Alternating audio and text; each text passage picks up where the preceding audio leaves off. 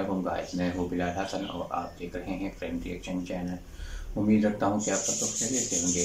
तो गाइस, आज आपके लिए एक ऐसी वीडियो लाया है जो नेपाल के वॉर के बारे में कुछ डॉक्यूमेंट्री है, तो उसके बारे में वीडियो है। तो चलो पहले देखते हैं कि इस वीडियो में आखिर है क्या चीज़। चलिए गाइस, वीडियो देखते हैं।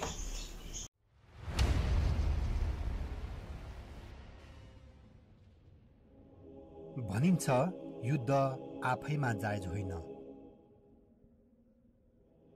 युद्ध पश्चात प्राप्त हुने परिणाम सदैव दुःखद नै हुन्छ।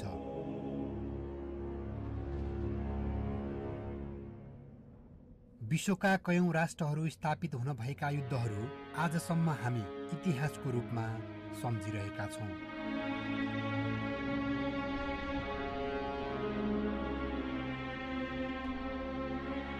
युद्धमा हुमिएका देशहरूमध्ये कुनै विश्व मानचित्रबाट नै विलीन भएको छ भने कुनै नयाँ जन्मिएका छन्।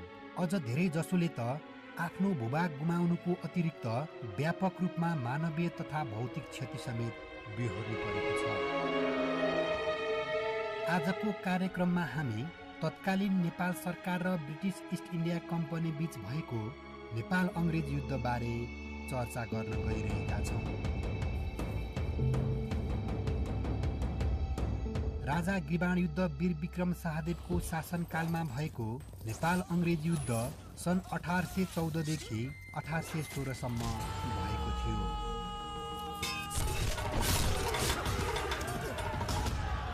जसको परिणामस्वरूप नेपालले आफ्नो 1/3 भूभाग गुमाउनु पर्यो।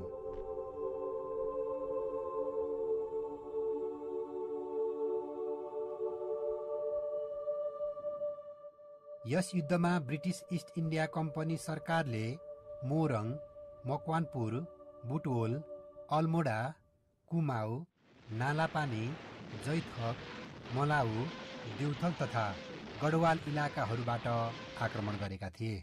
सुरुमा व्यापार गर्ने उद्देश्यले भारत छिरेका अङ्ग्रेजहरू कालान्तरमा त्यहाँको शासन सत्ता आफ्नो हातमा लिई शासन गर्न थाले।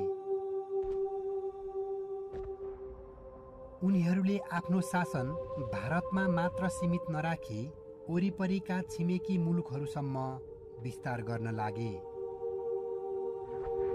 त्यसबेला पूर्वमा टिस्टा र पश्चिममा सतलज नदीसम्म सिमाना रहेको नेपाल राज्यको स्वरूप विशाल थियो।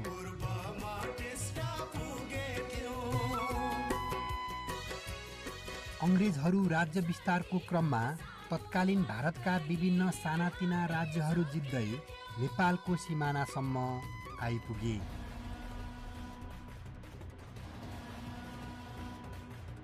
उनीहरूको लक्ष्य कुनै पनि बेला नेपाललाई पनि आफ्नो भूभागमा गाभ्ने नै थियो।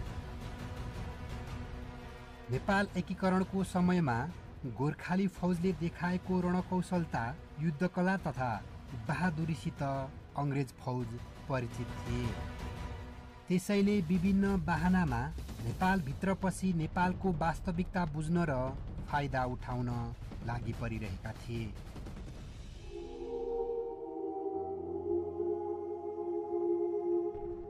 तत्कालीन समयमा नेपाल सरकार र कम्पनी सरकारका बीच राज्य क्षेत्रका सिमानाहरू स्पष्ट भएको थिएन।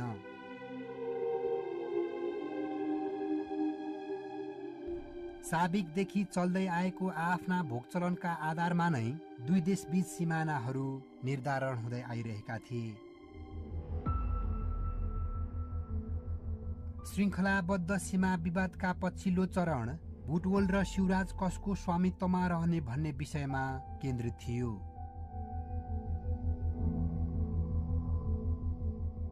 पाल्पा राज्यको अधीनमा रहेको बुटवललाई जनरल भीमसेन थापाका पिता जनरल अमरसिंह थापाले पहिले नै नेपालमा गाभिसकेका थिए। बुटवल क्षेत्रबाट 25 दिनभित्र नेपाली फौज हटाउन ब्रिटिस इस्ट इन्डिया कम्पनीले अल्टिमेटम दियो। नेपाल सरकारले त्यो अल्टिमेटम मानेन, जसको फलस्वरूप ब्रिटिस इस्ट इन्डिया कम्पनीले नेपाल सरकार विरुद्ध सन् 1814 नोभेम्बर 1 मा युद्धको घोषणा गर्यो।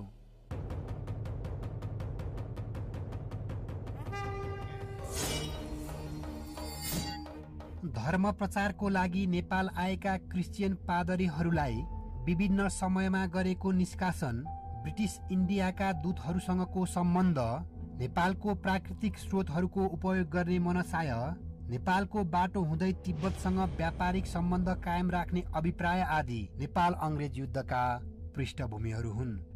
मेन कारण चाहिँ ऊ व्यापार गर्न चाहन्थ्यो।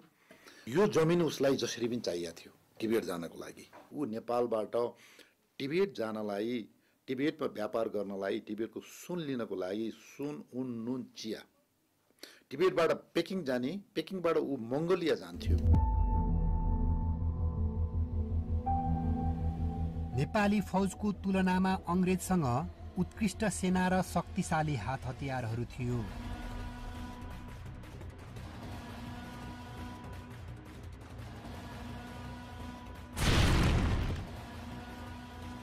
नेपाल अंग्रेज युद्धमा भाग लिने अंग्रेज फौजका कमान्डरहरू क्रमशः क्याप्टेन बी लेटरलाई Morang Sikkim, major general Marley रोलोलाई मकवानपुर, मेजर जनरल जोन वुडलाई बुटवल, मेजर जनरल जिलेस्पीलाई कुमाऊ, मेजर जनरल मार्टिन डेललाई जैथक तथा मेजर जनरल अक्टर लोनीलाई मलाउ कब्जा गर्ने जिम्मेवारी तोकिएको थियो।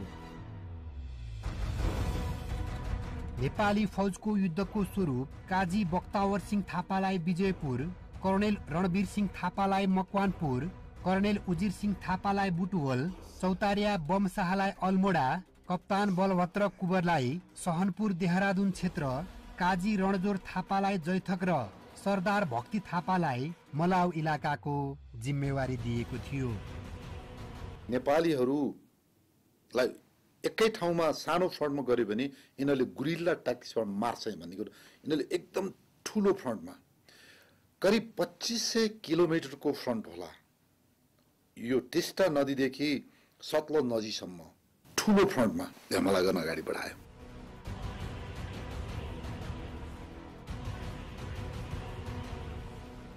नेपाल अंग्रेज युद्धका दौरान भएका मुख्य लडाईँहरूमा हरिहरपुर गढीको लडाईँ, जितगढको लडाईँ, कुमाऊको लडाईँ, देउथल, जैथक तथा नालापानीका लडाईँहरू हुन्। अंग्रेज सेना आफ्नो योजना अनुसार एकै पटक जितगढी, नुवाकोट गढी र तानसेन बजार कब्जा गर्ने उद्देश्यका साथ अघि बढ्यो। तिनाउ नदी पार गर्ने क्रममा नेपाली फौजले आक्रमण गरी अंग्रेज फौजलाई पराजित गर्यो। कर्णेल उजिर सिंह थापाको कुशल नेतृत्व र रणकौशलको कारण जितगढीको लडाईँमा नेपाली फौज विजय हुन पुग्यो। यसबाहेक नालापानी, देउथल लगायत पश्चिम नेपालका अन्य स्थानहरूमा भएका लडाईँहरूमा नेपाली फौजले वीरतापूर्वक लडे तापनि पर्याप्त हात हतियार तथा स्रोत साधनको कमीले अपेक्षित सफलता हासिल गर्न सकेन। नोभेम्बर 1 1814 नोभेम्बर 1 मा ब्रिटिसले हामी विरुद्ध लडाईँको घोषणा गर्छ। 9 दिन अगाडि त नालापानीमा कन्ट्याक्ट भइसक्छ, ब्रिटिस आइसक्छ। हेर्नुहोस् यहाँनिर कत्रो हामीलाई ब्रिटिसले बदमासी गर्ने, नेपाललाई धोका दिए यिनीहरूले। कुमाऊ भन्दा पश्चिम त 90% त लोकल आर्मी थिए। रासन दिनै पर्ने, घरबाट भर्ना हुनै पर्ने। तलब नबाँडा कति भइसक्यो। यस्तो सिचुएसनहरू पत्ता लगाएर हामीलाई भयङ्कर त्यहाँनिर तपाईँको एउटा साइकोलोजिकल तपाईँको सर्वे गर्छ त्यहाँ समाजमा। तपाईँलाई नालापानीको पानी तल छ, 500 मिटर तल छ एक्ज्याक्टली। मुहानबाट पानी बोकेर युद्ध हुनुभन्दा अगाडि हामीले हरेक किल्लाभित्र आपतकालीन पानी भण्डार राखेको हुन्छ, इमर्जेन्सी वाटर ट्याङ्क हो। 1 महिना 4-5 दिनसम्म त्यहाँको पानी खाए, पानी सक्यो। त्यो मान्छेहरू मर्दै गए। हामीसँग 84-85 जना नि बाँकी बस्यो र हामी अल्टिमेटली हामी त्यहाँबाट अब लडाईँको भाषामा भन्दा हामी विथड्र गर्यौँ। हामीले नालापानी, कुमाऊ र मलाउ क्षेत्रमा हामीलाई लडाईँले साथ दिएन। मैले के भने नालापानीको युद्ध एउटा बहादुरताको परिणाम, इट वाज अ कल्मिनेटिङ तपाईँको इक्जाम्पल। एकीकरण अभियानको उत्तरार्धमा रहेको नेपालसँग पर्याप्त तालिम प्राप्त फौज थिएन तापनि ती फौजहरूले बहादुरीपूर्वक युद्ध लडेका थिए। नेपालको स्वाधीनता रक्षार्थ युद्ध लड्ने वीरहरू बडाकाजी अमरसिंह थापा, कप्तान बलभद्र कुँवर, सरदार भक्ति थापा र सिकारी बम्सु गुरुङ लगायतको अङ्ग्रेज फौजले खुलेरै प्रशंसा गरेका छन्।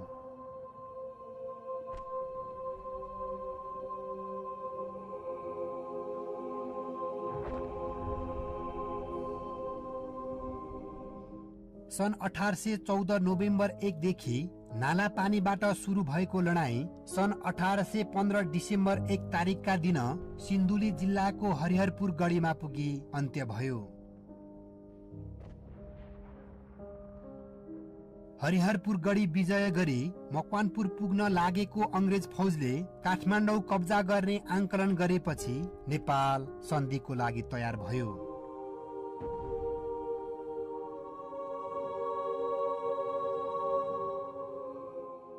सन् 1816 मार्च 4 तारिकका दिन सुगौली भन्ने स्थानमा शान्ति र मित्रता सम्बन्धी सन्धि गरेपछि नेपाल अङ्ग्रेज युद्धको विधिवत अन्त्य भएको थियो, जुन सुगौली सन्धि नामले परिचित छ। सन्धिमा हस्ताक्षर भएपछि पूर्वमा टिस्टा र पश्चिममा काङ्गडासम्म विस्तार भएको नेपालको भूभाग खुम्चिएर पूर्वमा मेची र पश्चिममा महाकालीसम्म सीमित हुन पुग्यो। सन्धि पश्चात नेपालले लडाईँमा जितेको भूभाग छोड्नुपर्ने, ब्रिटिस प्रतिनिधि काठमाडौँमा राखिने साथै गोर्खाली जवानहरूलाई ब्रिटिस सेनामा भर्ती गरिने आदि बाध्यकारी शर्तहरू स्वीकार्नु पर्यो।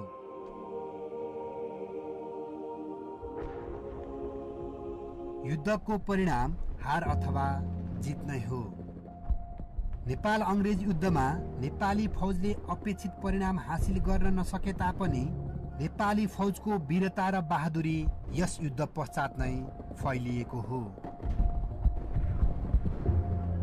जसका कारण आज पर्यन्त हामी वीर गोर्खालीको नामले संसारभर प्रख्यात छौं। हाम्रा वीर वीरङ्गनाहरूले मुलुक स्वतन्त्रता रक्षार्थ लडेका लडाईँहरूमा आफ्नो ज्यानको बलिदान दिई नेपाललाई स्वाधीन मुलुकको रूपमा स्थापना गर्न सफल भए। हमारी डॉक्यूमेंट्री में जो थी बहुत ही ज़बरदस्त किस्म की जो उसने जो डेटा कलेक्ट किया है तो काफ़ी ज़बरदस्त डेटा है।